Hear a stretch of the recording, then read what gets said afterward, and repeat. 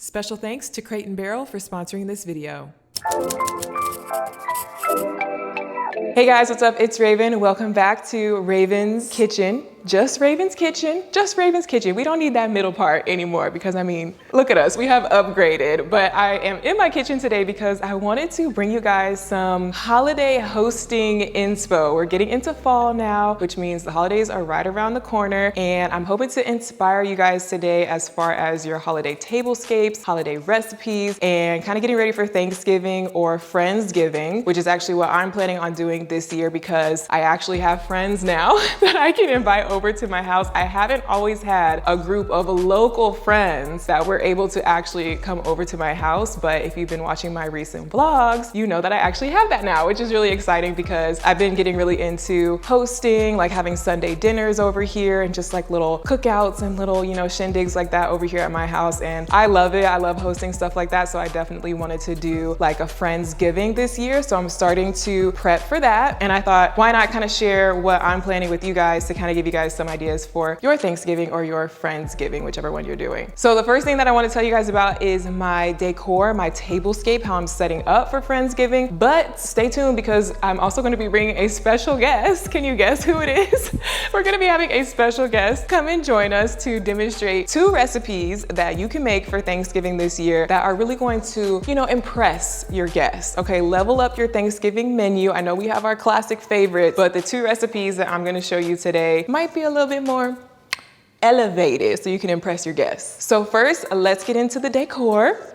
So I got a whole bunch of stuff from Crate & Barrel for my holiday tablescape, specifically to kind of decorate for Friendsgiving when I invite everybody over. I wanted to completely revamp from the whole thing that I did last year, which was cute, but I kind of wanted to revamp it and elevate it and just do something a little bit different for my tablescape and for my kind of like Thanksgiving decor this year. So we have all this stuff from Crate & Barrel. There's actually another box. I got a lot of stuff. Crate & Barrel is one of my favorite brands to shop for home decor, any type of home decor, whether it be seasonal or non-seasonal, but especially for seasonal decor like this. They have so many cute things to choose from as far as table runners, placemats, napkins, serving platters, and plates and glasses and silverware. Like they literally have everything. So here's the first thing that I got, this white ceramic pumpkin serving bowl with the lid, super cute, very obviously on theme for Thanksgiving. I also right here actually have these pampas grasses. I got white. You'll see kind of the color scheme that I'm going for. Ooh. I'm excited about this because I am planning to use this as like my centerpiece on the table. I'm gonna show you guys like kind of a layout of everything all together on my actual table. But yeah, this is gonna be part of the centerpiece. Then I got these placemats, which are gonna kind of bring in that natural tone, you know, so that everything is not just all white or anything. I'm kind of planning on doing, you know, some neutrals, natural tones mixed in, which I think is very Thanksgiving fall vibes. Ooh, okay. And then I was super excited about these wine glasses because they have this super modern kind of unique squarish shape to them. I have wine glasses, just your typical everyday wine glasses, but when you're hosting people for the holidays, sometimes it's nice to have special glassware for your guests. So I got these. These are called the Edge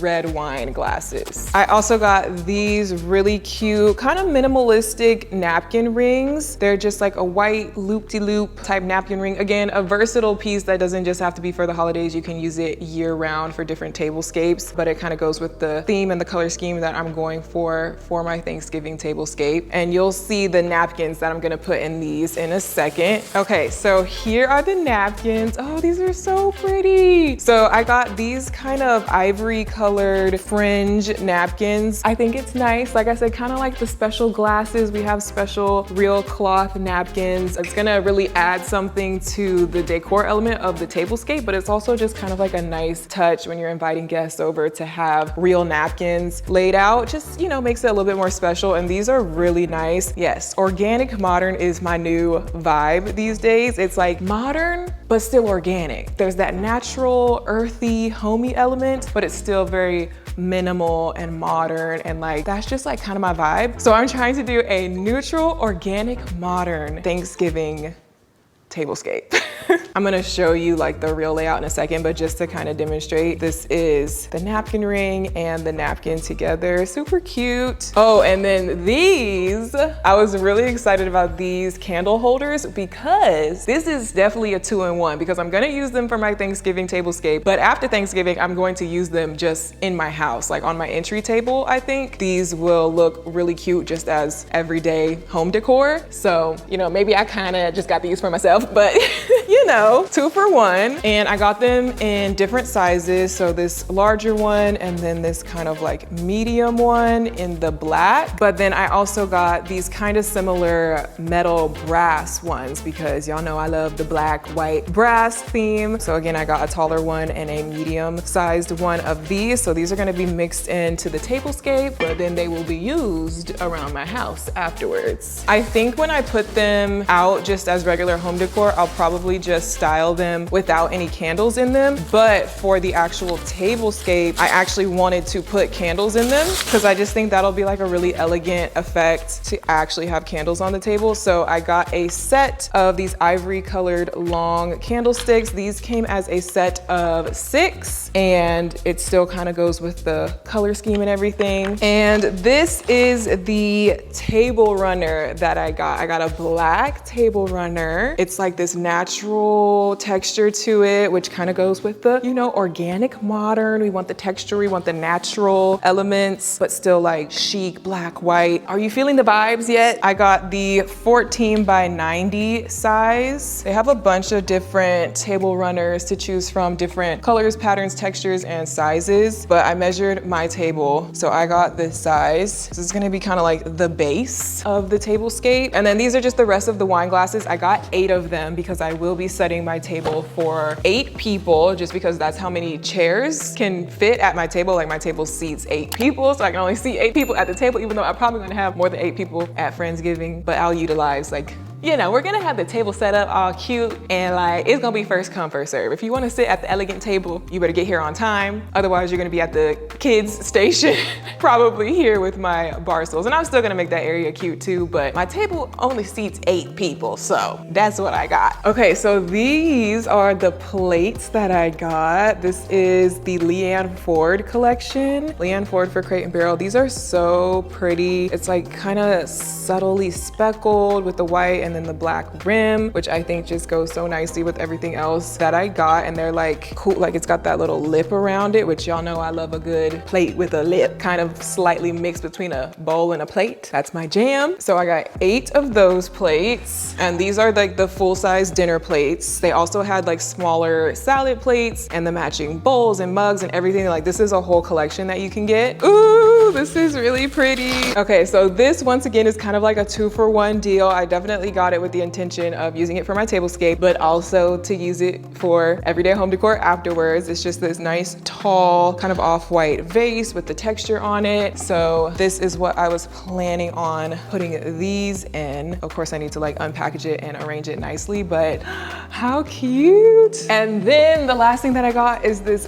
big serving platter, which is from the same collection as the dinner plates that I got. So it's got the black and the white, really, really pretty. So I'll use this maybe as like the main serving platter for the turkey or something like that, or just whatever else. I'll probably show you guys how it looks with the recipe that we're gonna be making in this video, so stay tuned for that. But yeah, I think that's everything that I got. So now I'm gonna show you how it actually looks on the table. So this is how my dining table looks just on an everyday regular basis. I keep it pretty simple and minimal, just with these 2 decorative bowls of moss here, but it does actually expand. So I'm gonna get the expansion pieces and put those in. Right now it's just seating 6 people, but it expands to seat 8 people.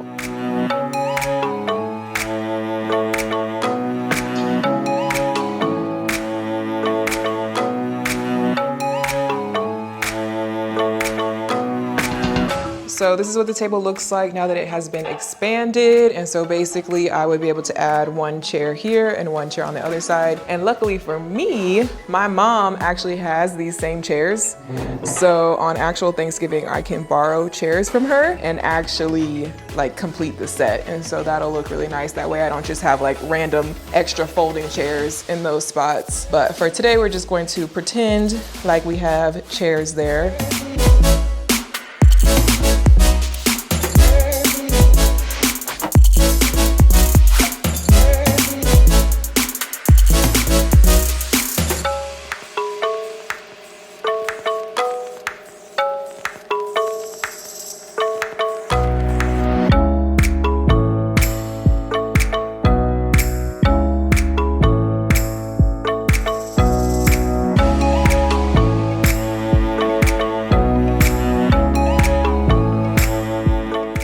You guys, so here is the basic setup of everything that I got from Crate & Barrel. I think it turned out really cute. I still want to add a few more details to it just to really amp up the Thanksgiving-ness of it, but I think this is a really nice, elegant, modern, organic modern tablescape. I just did a really simple napkin situation. I'm sure there's other fancier ways that you can put napkins into napkin rings, but I think this looks nice. And then we have the kind of centerpiece moment with the different mixed candle holders with the candles and my big vase with the pampas grass in it. But I do want to add some pumpkins to the mix. So I have these real white pumpkins in various sizes, these little baby ones, medium, and then a few large ones. I'm not gonna have space on the table to put all of these on there, I don't think, but I think I can incorporate some of these smaller ones. I think it's nice to just mix in some real fresh pumpkins, fresh plants, fresh flowers, just to brighten it up. So maybe those two pumpkins like that, and then maybe just like a little pumpkin here, little pumpkin there, another one here.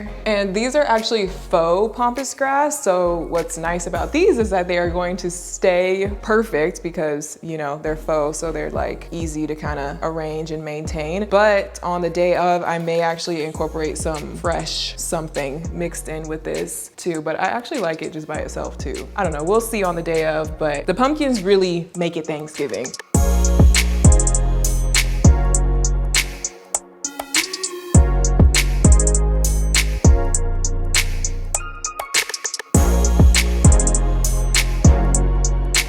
I think this turned out super cute. I'm kind of proud of myself because I came up with this whole scheme and design myself, and I think it turned out really pretty. So you guys should definitely check out Crate & Barrel for all of your holiday decor needs. They also have tons of kitchen essentials and just everything that you need for the holidays, so definitely check them out. Now, let's get into the recipes. Okay, now on to the recipes. I'm gonna be showing you 2 recipes that you can use this Thanksgiving to impress your guests. And today we have a very special guest, never before seen on this channel, Chef Tony. Wow, celebrity chef.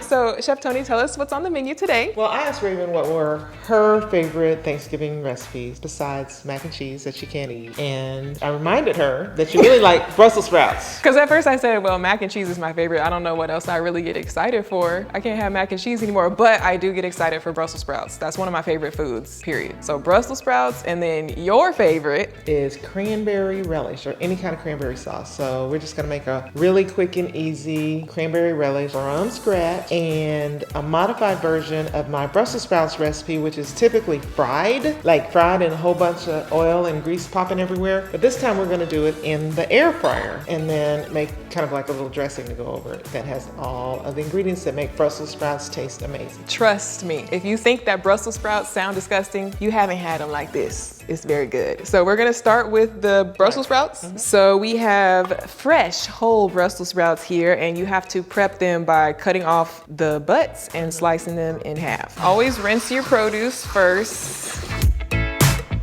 Oh, these are big, look at this. I have to cut them in quarters. Yeah, these really big ones, I think I'm gonna cut them this way and this way, just so that they're more like this size is the size you want. And the good parts are when the leaves fall off like this, because they're gonna get super crispy, so you wanna keep those leaves in there. I know a thing or two about a thing or two when it comes to some few select recipes.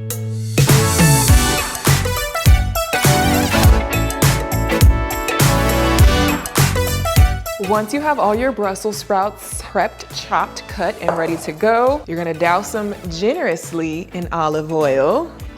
You want every sprout coated. This is what's gonna make them crispy. And then we're just gonna do salt and pepper for now. freshly cracked black pepper. I like pepper, so I do a little extra. Shake it up, toss, if you will. And if they don't look shiny enough, put a little more. So what makes this recipe easy but impressive is that the final result is gonna be impressive, but we're making it a little bit easier by putting them in the air fryer. So I have kind of a smaller sized air fryer. I can't do this whole batch at once. If you have a bigger air fryer, you might be able to do a whole batch. If you are trying to make a lot and it's not gonna fit in the air fryer, you can also roast these in the oven or fry them, or I guess those are the only other ways. Fried on the stove with oil, roasted in the oven. So since my air fryer basket thingy is a little bit small, I'm just gonna do like maybe a third at a time, because I don't want to overfill it. You need the air to be able to circulate so it can get crispy. So you kind of just want one layer like that. And then we're gonna air fry these. I'm gonna set it to 400 for 15 minutes. So when I'm making this recipe on the stove and frying everything, I just throw all these ingredients I'm getting ready to show you into the frying pan. So if you are making them on the stovetop, then you wait until the Brussels sprouts are almost done and then throw in your chopped shallots and jalapenos. But since I'm doing it in the air fryer, I am going to make a dressing with my chopped jalapenos, with some shallots and some green onions and a couple of other ingredients. So while the Brussels sprouts are frying, we'll just get this all chopped up and ready to go into the frying pan. Got a jalapeno, I got a Rotten shallot? I have an extra, no worries. Improvise, something you got ain't working out, make less of it. Put less of it in there. Substitute with something else. Red onion can be substituted. What else can be substituted? Instead of green onions, well, I am putting parsley. I was gonna say put parsley, but I am putting parsley. Now I am chopping up a little bit of shallots for the dressing, just kind of a rough chop. And the last thing I'm gonna put is some green onions. I'm just gonna leave this all right here because I'm gonna throw it right in the skillet. So, to make the dressing, very simple dressing, I want to start off with about 1/4 of a cup of olive oil. Actually, I'm just gonna cover the bottom of the skillet with it. I've got some capers, and I have also got some parsley and some cranberries. If you think it's weird to fry parsley, you have never tasted anything so good. It really adds something to the dish. I don't know what it is, but it just, you smell it? I'm just going to put the peppers and the shallots and the green onions in here. We just want to start cooking this down a little bit. Maybe cook it for, I don't know, 5 minutes or so on medium heat. Okay, so my onions and peppers have been sauteing for about 5 minutes. Now I'm gonna add some dried off capers. If you've never had capers before, they kind of taste like pickles, like little sweet pickles. And you're gonna think this is a lot of weird ingredients going into another weird vegetable, but believe me, the flavors come together. And I'm gonna tell you why. Because Brussels sprouts are bitter, and they kind of, if you eat them by themselves, just steamed, they don't have much flavor at all. So when you're dressing Brussels sprouts, you want to add different layers of flavor. So the capers are going to add the tanginess, and then I've got some dried cranberries, which sometimes I use dried cherries, that adds a little bit of sweetness to it. And I put my cranberries in the oil that's heated up because it sort of plumps them up a little bit. And then last but not least, I'm gonna add the parsley. When the parsley turns bright green in that oil, then it's just about ready to take off the stove. So we're just gonna cook this for a little bit more. Break up the cranberries. One last thing you wanna do is toast some walnuts. For those that eat walnuts, I save them and put them on the side because some of my kids don't eat nuts, but the nuts add that crunchiness and they're so good. I see why people like them for the crunchy texture. I just don't like nuts, period, so I don't like nuts in anything, so I prefer it without, but I do see why people like it because it adds that crunchy texture to it. So if you do like nuts, highly recommend you try it with the walnuts. I just prefer it without. And you can put them on the side and people can sprinkle them over their dish when they're finished. Leave it as a little topping.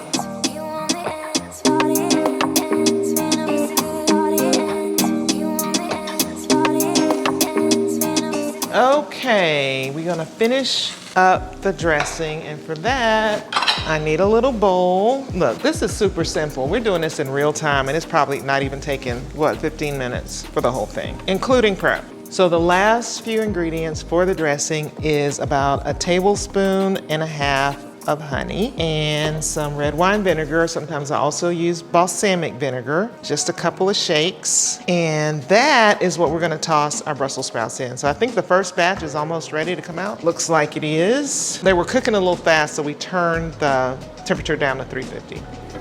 Oh yeah, that's how it's supposed to look. So I am going to transfer the cooked batch over to this bowl and then do another batch. Yeah, so I'll have to do 3 batches for this, but that's okay. If you're having to do your Brussels sprouts in batches, you could also put them on a baking sheet and put them in a slightly warm oven to keep them warm and crispy, because that's kind of the key to them tasting really good, is to have the crispy bits be crunchy. I like that. Well, since we have another 10 or 15 minutes for the Brussels sprouts to get done, we could go ahead and make the cranberry sauce, because that's pretty simple. So this recipe I think is really cool because it's super simple, super easy. You're about to see how fast we're gonna put this together, but it makes it seem fancy because normally people just use that canned cranberry sauce, which is good. I like the canned cranberry sauce, it tastes good. But this is something nice to kind of, you know, treat your guests to a fresh cranberry relish. You're gonna seem very sophisticated, like a top chef, but really it's just a few ingredients that you're blending together. So you want to start out with fresh whole cranberries or frozen. These are frozen because it's a little early in the season and the cranberries aren't out yet, but these will do just fine. We want to pour them into your food processor. They've been rinsed and mostly thawed. 3 simple ingredients: fresh or frozen cranberries, a navel orange. What's a navel orange, Chef Tony? It's the orange with a navel. Is it different than just your everyday orange? I don't know. We are going to use a lot of the peel on here, but not all the peel. I don't like that much peel. Okay, so what I'm going to do is cut the orange into chunks. I've taken off about half of the peel of it. I want most of the peel on there because that's what adds to the flavor. Put that in the food processor. Peel it halfway and then take half of the peel off, more or less, according to your taste. Some people don't like any peel, but I think that it's good to leave. Think those people are wrong. They are wrong. They don't know what they're doing. And then we take some sugar. 1 cup of sugar. You can get fancy. You could put like some liqueur in there, like some orange liqueur. You could put some vanilla. Some people put cinnamon. I have been known to put jalapenos in it for a spicy, but then you just pulse it until everything's all mixed up.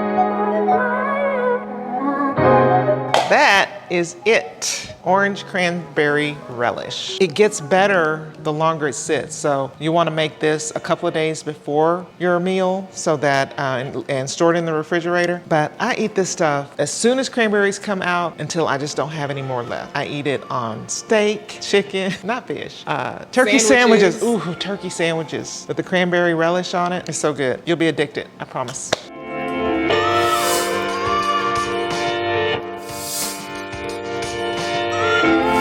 So it turns out we really needed to air fry these since they were extra large for about 20 to 25 minutes at 350. Depending on the size of your Brussels sprouts, you may need to cook them longer. So now we're gonna pour the dressing onto the Brussels sprouts and give it a good mix. Just toss it and maybe season with a little bit more salt and pepper.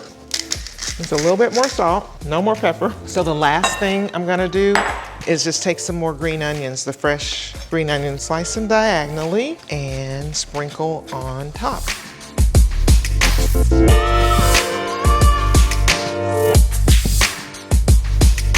Look at this beautiful fall dish. Now we can taste test. We don't have anything to taste test with the cranberry sauce. This is for to go on your turkey and everything like that, obviously. But these Brussels sprouts, I'm gonna taste test.